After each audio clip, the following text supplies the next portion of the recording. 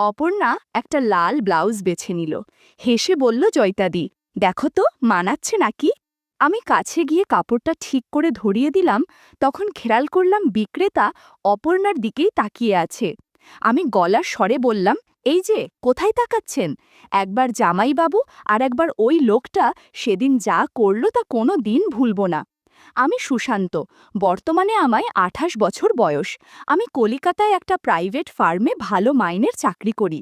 ৩ বছর পূর্বে মৌমিতার সাথে আমার বিয়ে হয়েছিল। বর্তমানে মৌমিতার বয়স ২৪ বছর। সে গৃহবধূ। তার বাপের বাড়ি কৃষ্ণনগরে। মৌমিতারা ২ বোন। দিদি জয়িতা, ৩২ বছর বয়স। সে বর্ধমানের একটি স্কুলের শিক্ষিকা। সেখানেই একটা ফ্ল্যাটে থাকে এবং স্কুল ছুটির দিনগুলোয় বাড়ি আসে। বাবার মৃত্যুর পর জয়িতাদি মৌমিতাকে মানুষ করেছে এবং নিজে না বিয়ে করে ছোট বোনের দায়িত্ব নিয়ে আমার সাথে বিয়ে দিয়েছিল। মৌমিতা ও জয়িতাদি ২ বোনই খুব সুন্দরী। জয়িতাদিকে দেখে মনেই হয় না সে মৌমিতা এবং আমার চেয়ে বয়সে এত বড়। এখনও ২৫ বছরের মেয়ের মতো জয়িতাদি যৌবন ধরে রেখেছে। জয়িতাদি প্রচণ্ড মিশুক, সবসময় আসর জমিয়ে রাখে। বর্ধমানে জয়িতাদির ফ্ল্যাটে একলাই থাকে। একঘেয়েমি কাটানোর জন্য সে একটা কাজের বউ অপর্ণাকে রেখেছে, যে সব সময় তার বাড়িতে থাকে। ২৬ বছর বয়সী অপর্ণা বিবাহিতা হলেও স্বামী পরিত্যক্তা। তার কোনো সন্তানও হয়নি, তাই তার কোনো পিছুটানো নেই। কাজের মেয়ে হিসাবে অপর্ণা যথেষ্টই আকর্ষণীয়। কর্মসূত্রে আমায় মাঝে মাঝেই বর্ধমান যেতে হয় এবং সেখানে ২-১টা রাতও কাটাতে হয়। যেহেতু আমার ছেলে খুবই ছোট, তাই আমার সাথে মৌমিতার বর্ধমান যাওয়া সম্ভব হয় না। বর্ধমানে থাকলে আমি হোটেলে থাকি জানতে পেরে জয়িতাদি একদিন প্রচণ্ড রাগারাগি করল এবং বলল, সুশান্ত, দিদির বাড়ি থাকতে কেন তুমি হোটেলে থাকছ? এরপর থেকে তুমি আমার বাড়িতে থাকবে এবং আমি আর যেন না শুনি তুমি হোটেলে থেকেছ। আমি আমতা আমতা পড়ে বললাম, দিদি, আমাকে তো প্রায়ই বর্ধমান যেতে হয়, এতবার থাকলে তোমার অসুবিধা হবে, তাই আমি হোটেলে। জয়িতাদি বলল, ভাই কাছে থাকলে দিদির কি অসুবিধা হতে পারে? তুমি একদম বাজে কথা বলবে না। পরের বার থেকে তুমি আমার বাড়িতেই থাকবে। পরের বারে আমি জয়িতাদির বাড়িতেই উঠলাম। জয়িতাদি আমায় খুবই আদর আপ্যায়ন করল। এমনকি অপর্ণাও আমার আপ্যায়নে কোনো ত্রুচি রাখল না। ডিনারের পর অপর্ণা কফি তৈরি করল এবং আমরা ৩ জনেই কফি খেলাম। সারা দিনের খাটাখাটুনির পর আমি খুব ক্লান্ত বোধ করছিলাম, তাই আমি ঘুমাতে চলে গেলাম। জয়িতাদি এবং অপর্ণা যে ঘরে থাকত তার পাশের ঘরেই আমার শোবার ব্যবস্থা হয়েছিল। খুব শীঘ্রই আমি গভীর ঘুমে চলে গেলাম। আমি রাত্রে লুঙ্গি পরে শুয়েছিলাম। আমি এত গাঢ় ঘুমিয়েছিলাম যে আমার হুঁশই নেই ঘুমের ঘোরে কখন আমার লুঙ্গি অগোছালো হয়েছিল, আর ওভাবেই সারা রাত ঘুমিয়েছি। ইস, জয়িতাদি বা অপর্ণা যদি সকালে আমার ঘরে ঢুকে থাকে, ছি ছি, ওরা কি ভাববে। ঘরের ছিটকিনিটা খারাপ থাকার জন্য সেটাও দিতেও পারিনি। ঘরে বোধহয় কোনো বেড়াল ঢুকেছিল। আমার জামা কাপড়গুলো কেমন যেন উল্টো পাল্টা হয়ে আছে। বেড়ালটাকে তাড়ানোর জন্যই জয়িতাদি বা অপর্ণা সকালে আমার ঘরে ঢুকে থাকলে নিশ্চয়ই আমাকে ওভাবে দেখছে। ঘুম থেকে উঠে ফ্রেশ হয়ে নিলাম। জয়িতাদি বা অপর্ণার ব্যবহারে কোনো পরিবর্তন দেখলাম না। আমি তৈরি হয়ে নাস্তা সেরে কাজে বেরিয়ে গেলাম। কাজের জন্য সেদিন রাতেও আমায় জয়িতাদির বাড়িতেই থাকতে হলো এবং ডিনারের পর অপর্ণার হাতের সেই গরমা গরম কফি, আহ কি স্বাদ! পরের দিন সকালে ঘুম থেকে উঠে দেখি আগের রাতের মতোই অগোছালো হয়ে ঘুমিয়েছি। মনে কেমন যেন একটা খটকা লাগল। আমি ওদের কিছুই বললাম না। পরের দিন রাতে আমি জয়িতাদি ও অপর্ণার দৃষ্টি বাঁচিয়ে কফিটা খেলাম না এবং পাশে রাখা ডেকচিতে ফেলে দিলাম। আমি একটু ঘুমাচ্ছন্ন হয়েছিলাম। মনে হয় তখন প্রায় রাত ১টা। আর তখনই আমার ঘরের দরজা খুলে জয়িতাদি এবং অপর্ণা আমার ঘরে ঢুকল। আমি চোখ বুঝে গভীর ঘুমের ভান করে পড়ে রইলাম। নাইট ল্যাম্পের আলোয় চোখ মিটমিট করে যা দেখলাম তাতে আমার মাথা ঘুরে গেল। জয়িতাদি ও অপর্ণা আমার খুব কাছাকাছি চলে এসেছে। অপর্ণা ফিসফিস করে বলল, দিদি, আমরা যে এসব করছি তাতে সুশান্তদার ঘুম ভেঙে যাবে না তো? জয়িতাদি বলল, আরে না না, কোনো চিন্তা করিস না। কফির সাথে যা ঘুমের ঔষধ দিয়েছি, বাবু সকালের আগে ঘুম থেকে উঠতেই পারবে না। আমি বিয়ে করিনি এবং তোর বর তোকে ছেড়ে দিয়েছে।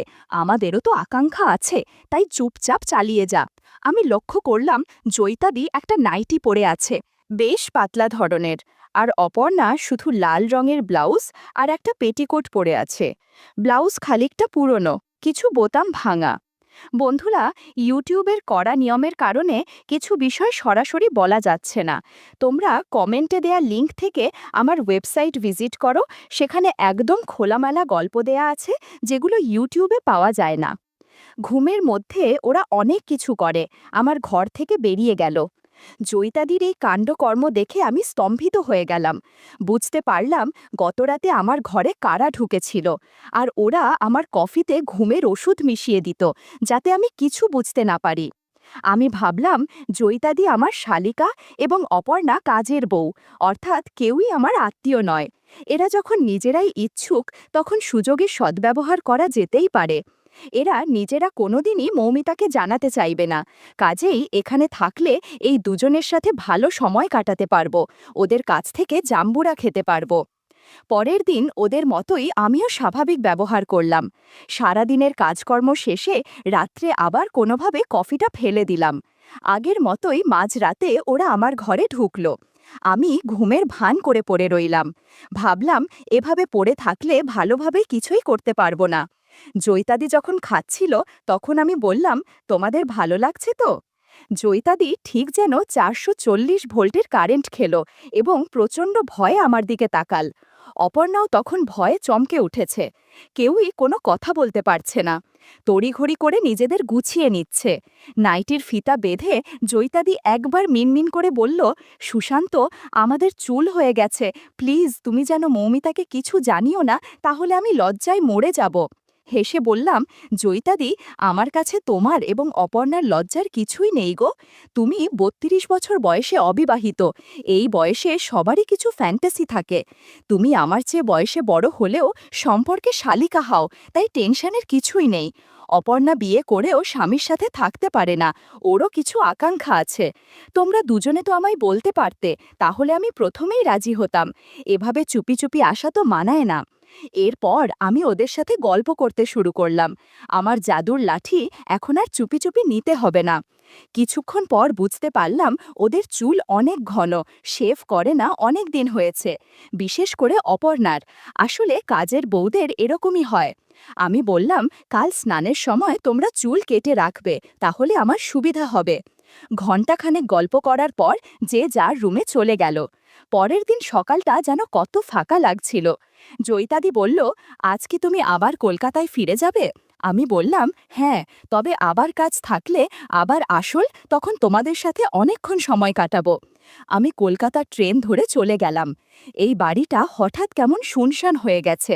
আমি আর অপর্ণা দুজনেই অদ্ভুত এক একাকিত্বে ভুগছিলাম। বারবার মনে হচ্ছিল পুরুষ মানুষ না থাকলে সংসারটা কত নির্জীব হয়ে যায়। আমি তো কথায় কথায় অপর্ণাকে বলেই ফেললাম, বাড়ি আজ যেন শুকনো শুকনো লাগছে গো। অপর্ণা হেসে উত্তর দিল, তা ঠিকই বলছো জয়িতাদি, সংসারে মশলা না থাকলে খাবারের মতো মলিন লাগে। দুপুরবেলা হালকা গরমে স্বস্তি লাগছিল, ঘর একেবারে চুপচাপ। আমি আর অপর্ণা বারান্দায় বসে আড্ডা মারছি। হঠাৎই গলায় ভেসে এলো, ব্লাউজ নেবেন, নতুন ডিজাইন আছে, পেটিকোটও আছে।